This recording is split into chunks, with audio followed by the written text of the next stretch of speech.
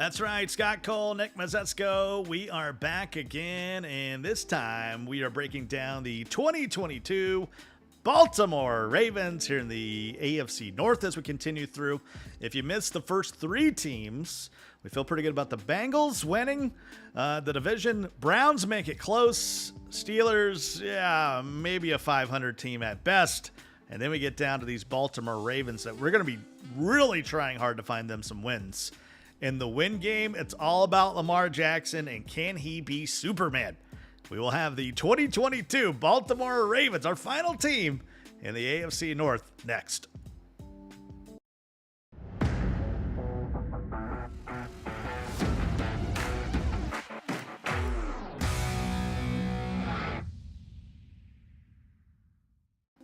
All right, Nick, they were 8-0. Look at this. There you go. I got him right here. Fancy. There you go. You can sit there for a second.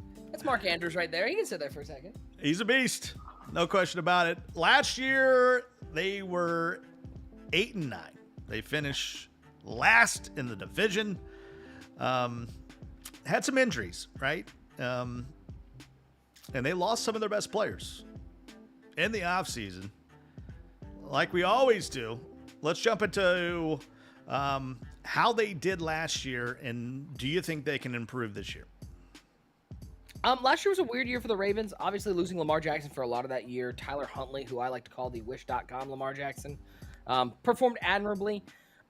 This was also the team that had the wildest string of running back injuries I have ever seen. I mean, they lost 3 running backs before the season. This is a team that also lost Marlon Humphrey at the end of the year. I mean, injuries were the name of the game for the Ravens, and they still fought through some wins. It was just kind of a weird year. The Ravens will perpetually be judged based on Lamar Jackson. This is, how good do you think Lamar is? Is Lamar being a what? I mean, again, you can think he's good, great, bad. I don't care. He's a mediocre to poor passer. I don't think anybody can sit here and make the argument. He's not better than Michael Vick. Yeah, if you want to compare him, he's not better than Michael Vick. He's not better than Deshaun Watson. I'm going to take probably 80% of the NFL as a passer over him, which makes him a below average passer for sure. But he makes up for it with his athleticism and the offense. They obviously have a great coach, John Harbaugh. Like, listen, I hate his brother. I think his brother's a fraud. I think John Harbaugh is one of the best coaches out there. I think he is stellar. I really do like John Harbaugh. But yeah, last year was a weird year. They're just looking at their training staff going, so are we going to have any players this year? Are we good? We're healthy. We'll see. And to be honest, that's what every team's hoping as they move there. Let's talk about their draft. They had a ton of picks. Yeah. 2 first-rounders. I love the pick in Kyle Hamilton out of Notre Dame. Lindenbaum, I thought, was a steal at 25. I really like their draft. I think they did a great job. Nothing like blow you away, like, wow. But, hey, sometimes to get better, the picks aren't sexy. Well, let's start with before the draft. They bring back Calais Campbell, which I thought was a huge re-signing for them. He's just a leader of that defense. But Scott, I'm with you. I think their draft was stellar, especially top picks. And let's not forget, they trade away Hollywood Brown, which is, you look at it one of two ways. He was the number 1 receiver on this team, on a team that now has no wide receivers.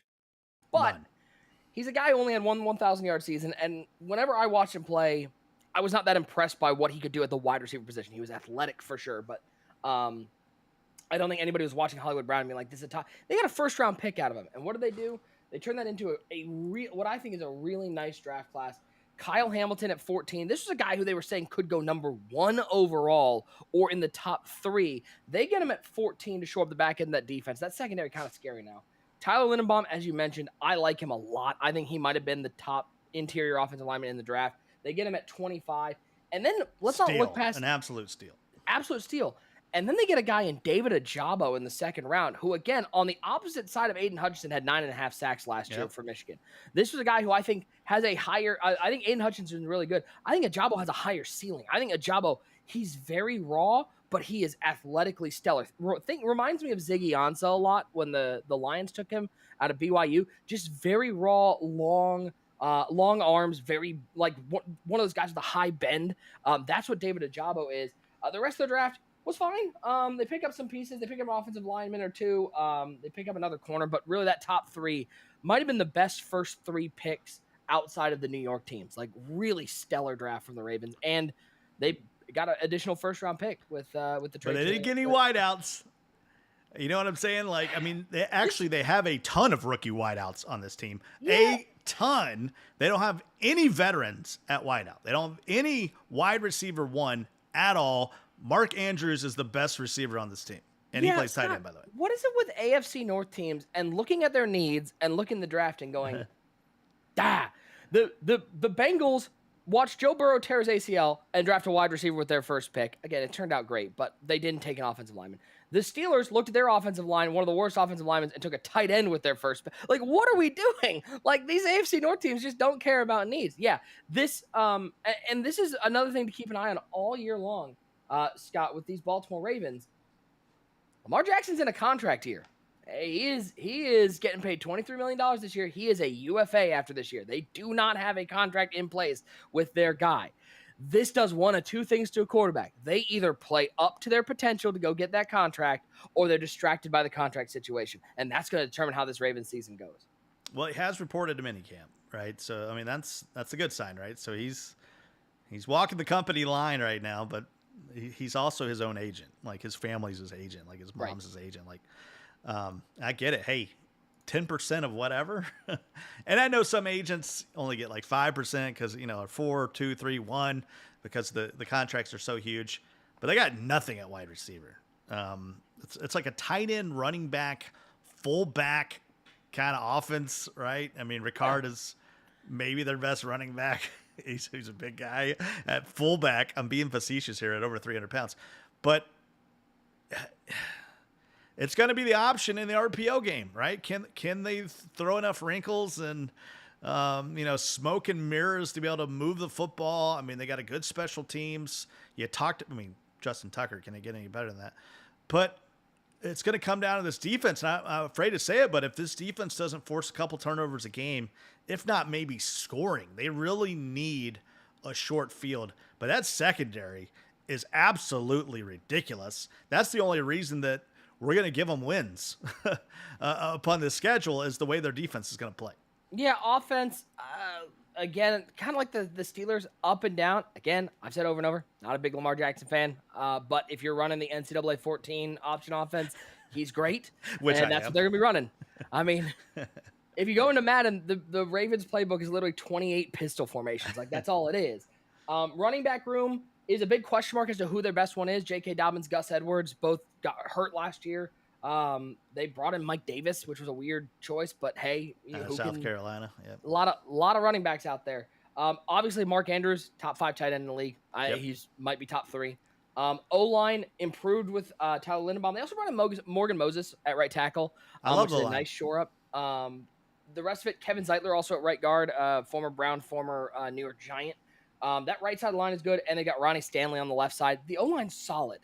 That wide receiving core might be the worst in the NFL, though. Like, their top receiver right now is unproven second-year player out of Minnesota, Rashad Bateman, who was not good last year. Like, it's a guy who got healthy. Like, he was benched a lot of last year. Devin Duvernay is a guy who just hasn't done anything. James Proche. I mean, they have a Buckeye. They got Benjamin Victor back there. Benjamin Victor was garbage at Ohio State. Like, he's not – like, this wide receiving room might be the worst in the NFL, and I'm including the Texans. It's very bad. But you go to that defense, Scott. Obviously, Calais Campbell, Michael Pierce on the inside. Like, that's a great D-line. Maybe the best.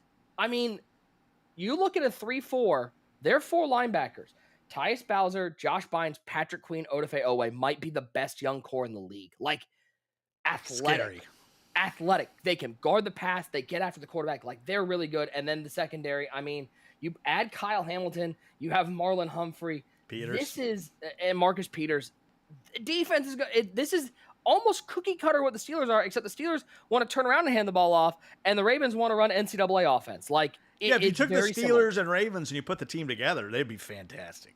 I They mean, still wouldn't have a single wide receiver I care about, but yeah, they'd be really good. yeah, that's the crazy thing, right? You take 14 wideouts between those two teams, and you're like, Deontay Johnson, they're thanks, dude. still not good. Appreciate you. Let's jump into the win-loss game because this one could get interesting.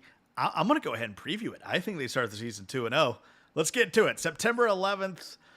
Hate saying those two things together. At the Jets to start off the season. Can't get any better for the easiest opponent you could face to start the season. What are you thinking, Nick? I really want to take the Jets in this one.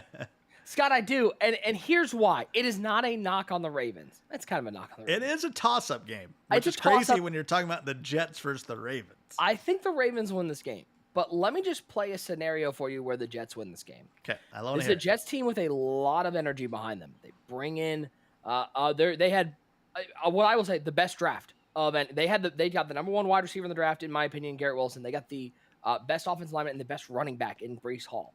It's a team that has a lot of energy behind them. Zach Wilson's first game in New York on September 11th, an emotional day in front of a New York crowd. If there's a game the Jets are going to open up 1-0 on, it's this game. But I think the Ravens win this game. I think their defense, you look at that Ravens defense, I don't know where Zach Wilson throws the ball. Like, I think that defense blankets him. That's the problem, right? And that's let's go ahead and jump to September 18th because I think it's go together. It's like Tua, right? You talk about some secondary and some linebackers that can really press and bump, grind, and sort of take away that first 5 yards. Yeah. And they got a pretty decent pass rush to go on top of that. So with the Jets and Dolphins, they could start 2-0. They could I think they do also start be 2-0. 0-2. Very easily could be 0-2. But I think they start 2-0. I think but I think it's fair to say that they're, the Jets on the road, Miami at home in the home opener. I think they beat the Dolphins and go 2-0. if there's one guy I trust to guard Tyreek Hill, it's a guy like Marlon Humphrey. I don't love the offense. I think this game screams 13-10, but I do like the Ravens in this game. 0-2, 2-0, 1-1. I think are all possibilities in this one, but I like them at home. Home opener, M&T Bank Stadium is still, I think, one of the toughest places to play. I think they beat the. I'm expecting the a defensive Dolphins. touchdown somewhere in those first two games as well. Yes, 102. Yeah, could happen. Go to New England. This is when it starts to get interesting because I think the Pats, although we're not high on New England, I think they're better than the Ravens. It's another toss-up game, I think, for sure. I think the big thing that works in the Patriots' favor is this is in Foxborough. It's tough to go to Foxborough, even in September when the weather's nice. I like the Patriots to win this game. I think Mac Jones can do enough. I think that defense for the Patriots is improved, and they're going to find a way to contain Lamar. So I think, this is probably their first loss of the season, but they're 2-1 after 3 weeks, and that is better than I thought they were going to be. Better than I thought we were going to say they were going to be, considering how much trash we've talked about the Baltimore Ravens. Yeah, and we'll get to the meat and potatoes of the schedule here soon. But yeah, they could easily be 3-0. I think as likely that they are 2-1 after these first 3 games. Then we get to it. They host the Buffalo Bills on October 2nd and get beat by 17 points. Launching in 3, 2, 1. That's a big ol' L. That's a big L. And it could be 21-3 Yeah. or 17-3, but It's 2 scores, and I think it's 2 scores Yeah. with the Ravens probably not putting a whole lot of points up. This Bills team's really good. 24-10 would probably be the best case scenario. Yeah. In that one. So hey, they're 2-2, not too bad. Defending AFC champions are coming up in that next game. Hello, you'll probably lose worse because you just played the Bills, and these are 2 home games that we got you getting slapped. Yeah, slapped. I think this game will probably be a little closer than the Bills game, actually. I think they match Sunday up a night little game. better. I will be watching that one. Yeah, it's gonna be a good Sunday night game, especially. I mean, again, the Ravens have the secondary to stay with the Bengals, but I just think it's gonna be too much. I think the Bengals defense has improved.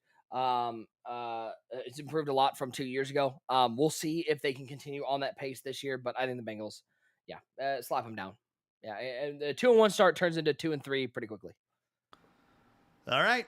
Yeah, 2-3 at the Giants. So they get to go to MetLife Stadium twice.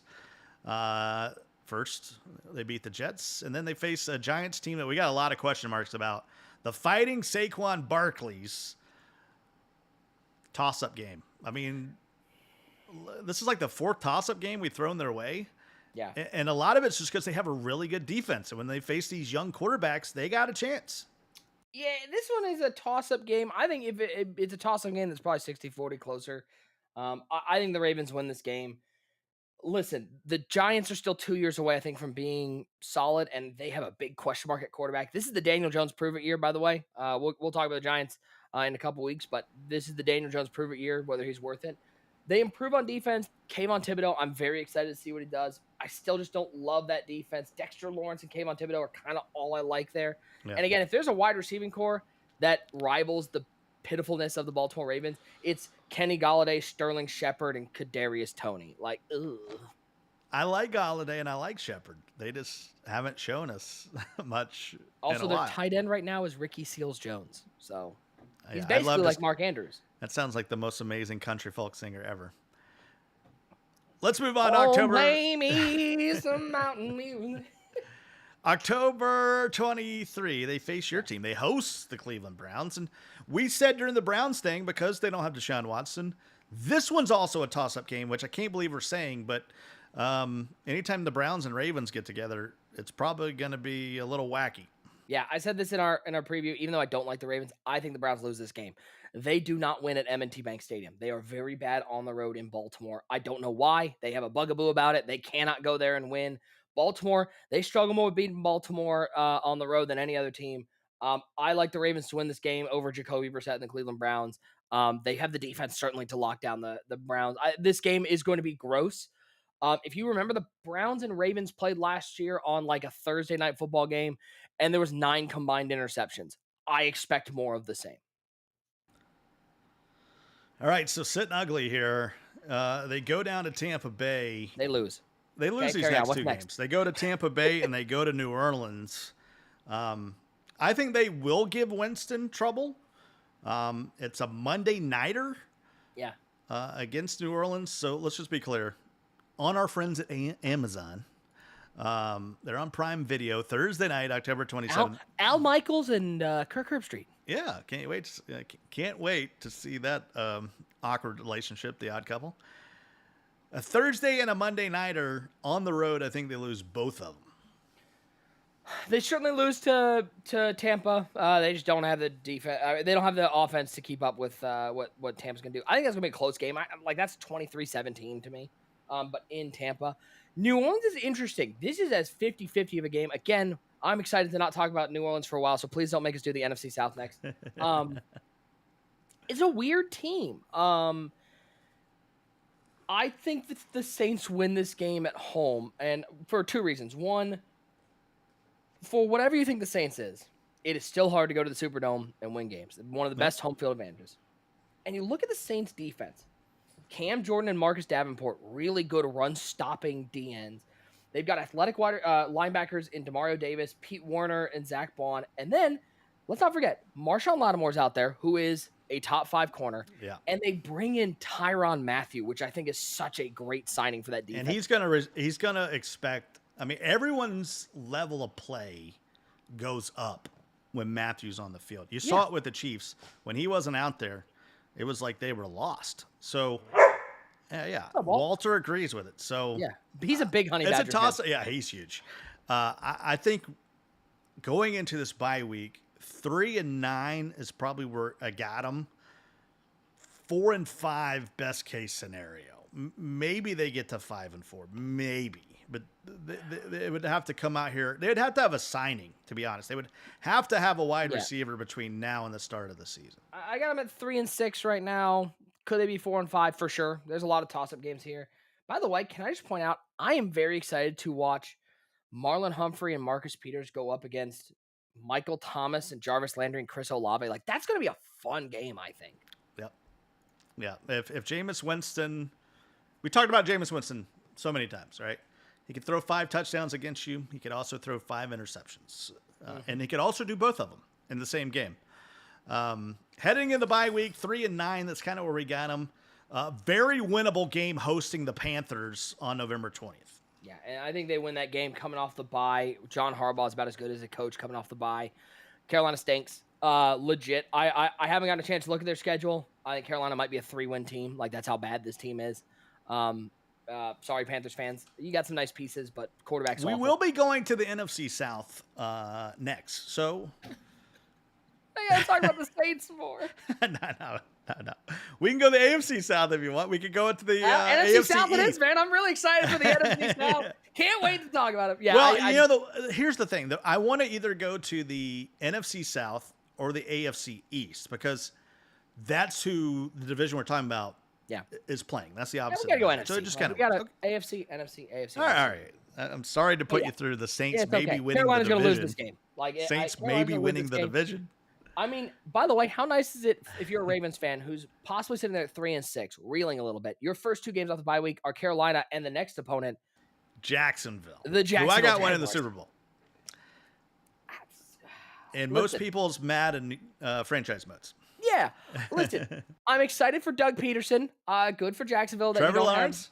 Yeah. Trevor Lawrence is cool. Sunshine. Love Remember the Titans. But we got him sitting at 5-9 Yeah. through the month of November. Here comes December.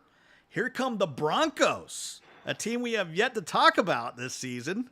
Yeah. The Fighting Russell Wilsons, they got a running game, they got defense.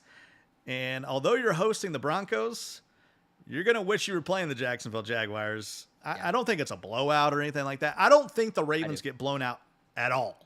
I think all their games are within 7 to 10 points if they take care of the football. But the Broncos give it to them good on December 4th. If there's a team that's going to blow out this Ravens team, it's this Broncos team because their defense is nutty. They've got the linebackers with Bradley Chubb out there. By the way, they bring in Randy Gregory from the Cowboys. They've just got cornerbacks to spare. They got Justin Simmons. They got Pat Surtain. Blowout. I think this actually is their blowout game. The only thing that maybe keeps us close is the fact that it is in Baltimore and Denver has to go from west to east, and that sucks. But Russell Wilson, especially at a 1 o'clock kick. Yeah, bring that in. Yeah, bring that in to considerations. It's going to be a 1 o'clock kickoff there in Baltimore. Broncos win this game. But hey, most smart coaches bring them in on Thursday. you know, they got time to acclimate there to it. Who's coaching in Denver now? Is it Hackett, the former Packers guy? Yep. I was about to say smart coaches. Vic Fangio is not a smart coach, but he's not there anymore. So yeah, it's Dan Reeves. I think Dan Reeves is still calling the shots out there. What's Sean Elway doing these days? Is he starting at quarterback for them still? He could put one drive together. Mike Shanahan still there, right? Yeah. Okay. Cool. As a Cleveland fan, you know he could put one drive together.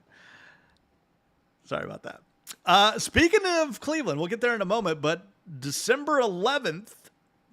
Not too many shopping days left, just 2 weeks before Christmas. You got to get it in at Pittsburgh, a 1 o'clock kickoff. If there was ever a toss-up game in the division, it's every time they play Pittsburgh. Yeah, it's toss-up always. But again, we mentioned in our Pittsburgh preview, Pittsburgh's run defense is bad, and that's why I think the Ravens win this game. Lamar Jackson can do enough. Again, the Ravens might be the most predicated on injuries. If Lamar Jackson stays healthy, does Lamar Jackson? And that's the question. Does he play 17 games? What's the over/under of the games he plays? Because he's gonna take some hits. Yeah, I mean, especially with that room. I mean, again, if you're setting the over/under at 13.5, I'm taking the under. Yeah. But assuming Lamar Jackson plays in this game, I think they beat the Steelers on the road. It's a tough game for sure. They got to go back-to-back at Pittsburgh, at Cleveland, divisional games that are going to just suck. But I don't think they win either of these games. Spoiler alert, they're not going to beat the Browns either. So back-to-back, no, you got them beating the Steelers. Yeah, well, if they beat the Steelers, they're not going to beat them both. They're not going to beat the Browns. All right, so they're splitting. Again, best case scenario, they split. Assuming Deshaun Watson touches the field at some point this year, the Browns should win the home game. All right, so we got them sitting here at what? 6-9. Yeah. 3 games to go. Yeah, Falcons, Steelers, Bengals to close it out. How many of those games do you think they win? I think they could beat the Falcons. I'm not high on Atlanta this year. I think Atlanta's going to have some trouble. Yeah, so we got them. What right now at 6? They gotta be 6-8 right now. 6-8, 14 games, With 3 games to remaining. go. Christmas Eve at home against Atlanta. Again, holiday game at home. We mentioned how important that is. W. Yeah, big dub. Marcus Mariota sucks. Pittsburgh at You're home. gonna have 2 athletic quarterbacks though, but It's true. either end It of the might be Desmond spectrum. Ritter. Who knows? Yeah. Then you go New Year's Day at home against Pittsburgh. I still hate saying it. New Year's Day at toss up, very toss up like I know we've been saying toss up so much on this team because these teams are so middle of the road, and we just don't know. Again, I hate that they don't have a passing game, but I think the Pittsburgh Steelers can win this game on the road. I know it's a holiday game, and it kind of goes against what we're saying, but I think the Steelers. I think we mentioned our Steelers one. I think the Steelers get hot at the end of the year. I think this is a big win for them. So they go from 6 would and be 8. them coming into the game winning their last 4. Yeah. And we think they win that one there. So 6 and 10 going into the last week. Yeah. Not hating it, but you do face the Cincinnati Bengals. Now the question is, where are the Bengals? I got the Ravens winning this game, Scott, because I don't think the Bengals are playing anybody in this game. I think the Bengals at this point That's have what I was wrapped about up to say. division or playoff. They're going to want to save Joe Burrow and that entire team. So you're going to see a lot of Brandon Allen out there. The only way they're still out there is they're trying to play for the home field advantage. Yeah, if they're playing for it, there's no shot they win this game. But I anticipate something's going to be wrapped up. So 7 and 10. I think they end up 7 and 10. Yeah, that's where I have them. Which honestly, is Scott, better than we what we thought. This is why we do the win-loss game though, because I think before we look at the schedule, this was a 4-win team. But you don't jump in and realize, okay, they play the Jets, the Giants. The Giants the being Panthers, their 17th the game Jags. is huge for them. Giants being their 17th game is huge for them. Like that if that game is instead a different NFC team, if we're talking about the Rams, I mean you're talking a 6-11 team. I think they lose to the Bears. I think they lose to the Vikings. I think, you know what I mean? Like, there aren't a lot of teams out there that I think they beat in the NFC. That being their game was very fortunate for them. So 7 and 10 is kind of our medium. What's the ceiling? What's the floor with this Ravens team? Ceiling's not gonna be much higher than 7. I got it at 8. I don't think this is a 500 team. Not a playoff I really team. Don't. No.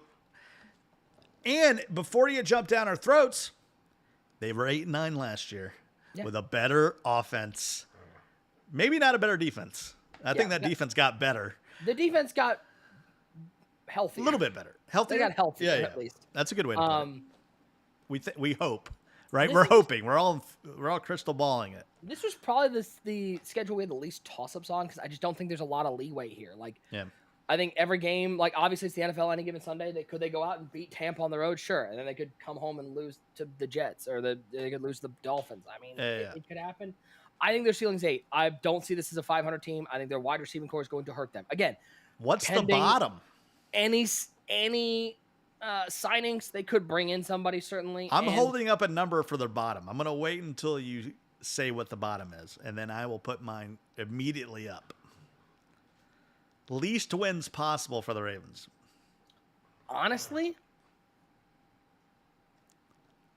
I think for those that are listening to the podcast, Nick said 4 and I said 3.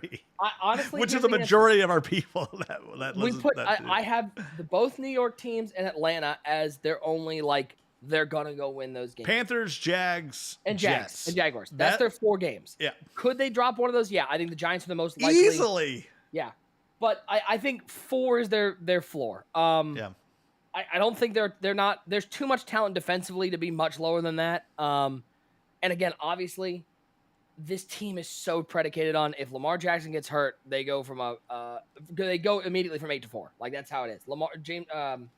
Tyler Huntley is not gonna be a savior for them. Like this is a bad team. They're battling.